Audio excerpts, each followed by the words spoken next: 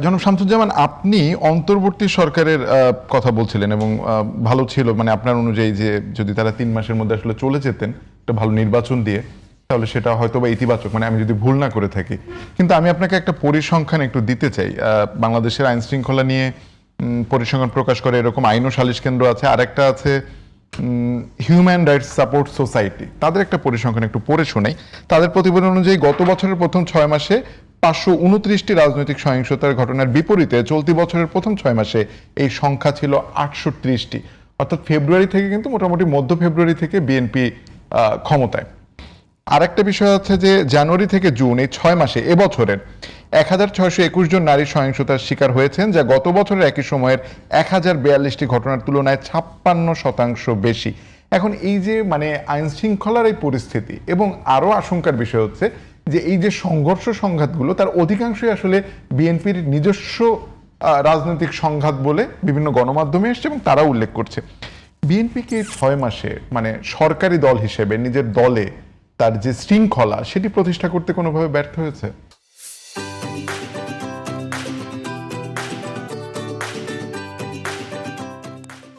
ব্যর্থ হয় না এটা আমি বলবো না, আবার ব্যর্থ হয়েছে এটাও বলবো না। এই জন্যে যে একটা সরকার 5 বছর জন্য নির্বাচিত হওয়ার পরে 6 মাস খুব যথেষ্ট বলে আমার কাছে মনে হয় না। আর নানান ধরনের ঘটনা মানে এই বাংলাদেশে এখন বিদ্যমান, যেটি ধরেন এখন স্বাধীন সার্বভৌম যে পরিস্থিতি বিএনপি এখন আছে বা ফলো করছে, সেটাতে সে নানান ধরনের নানামুখী নানা মহলের একটা কারসাজির মধ্যে বা একটা ষড়যন্ত্রের মধ্যে পড়বে। যেমন এখন ভারতের সঙ্গে যে সম্পর্কটা ভারত প্রত্যাশা করেছিল বাংলাদেশের সঙ্গে, সেই অবস্থায় কিন্তু এখন নাই।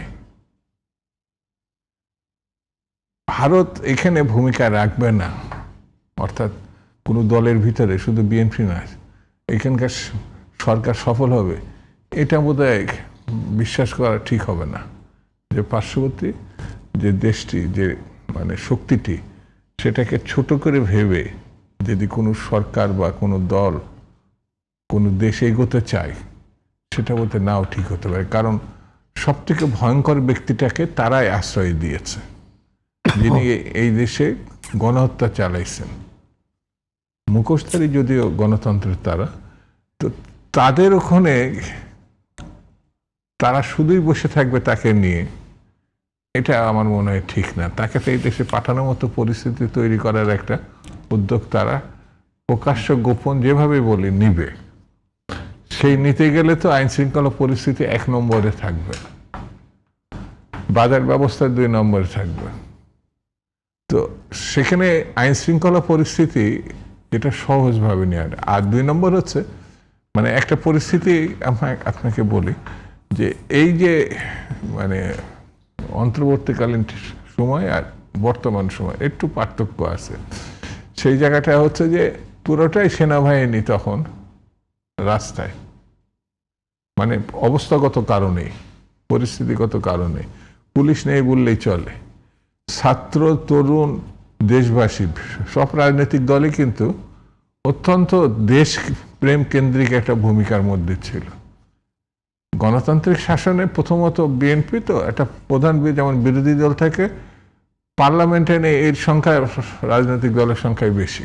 জি, তারা ঠিক বসে থাকবে আর পলাতকরা একেবারে মানে নির্বাচিত সরকার আসছে যেটাকে তারা তো স্বীকারই করে না।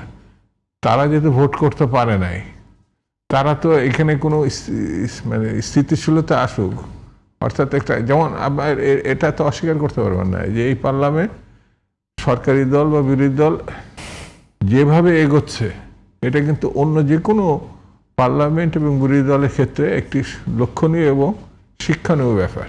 এই জন্য আমি বলি যে পার্লামেন্টে সরকারি দল আর বিরোধী দলের খালি ঘুষাঘুষি হতে বাকি ছিল অতীতগুলোতে।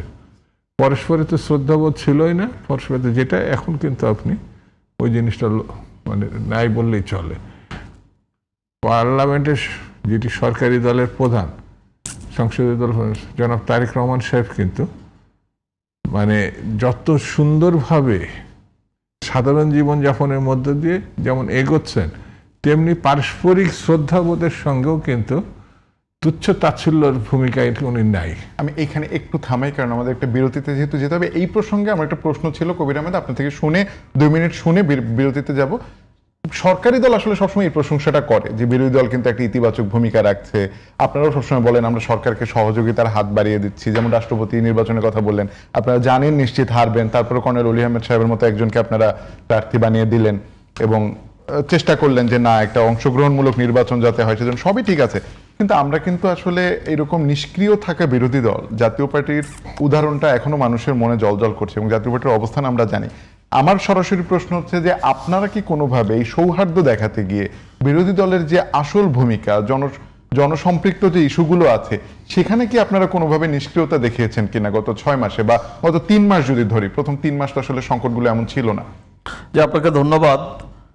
আমাদের দেশের মানুষের ঐতিহ্যগতভাবে একটি অভ্যাসে পরিণত হয়েছে, সেটি হচ্ছে বিরোধী দল এবং সরকারি দল সংঘাত সংঘর্ষে লিপ্ত থাকবে, এতে করে দেশ যেদিকে যাক, এবং এই সুযোগটা কাজে লাগিয়ে তৃতীয় শক্তি তথা ফ্যাসিস্টের দোসরেরা দেশে একটা বিশৃঙ্খলা সৃষ্টি করতে চায়।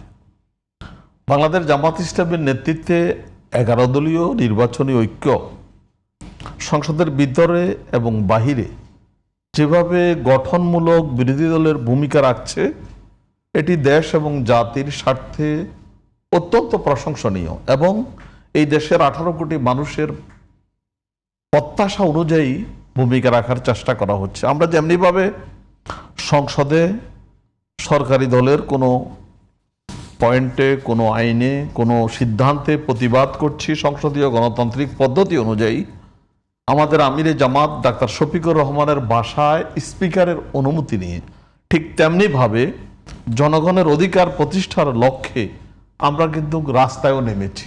সেখানে কিন্তু কারো অনুমতি লাগে না। আপনি জানেছেন যে ইতিমধ্যে বিভাগীয় শহরগুলোতে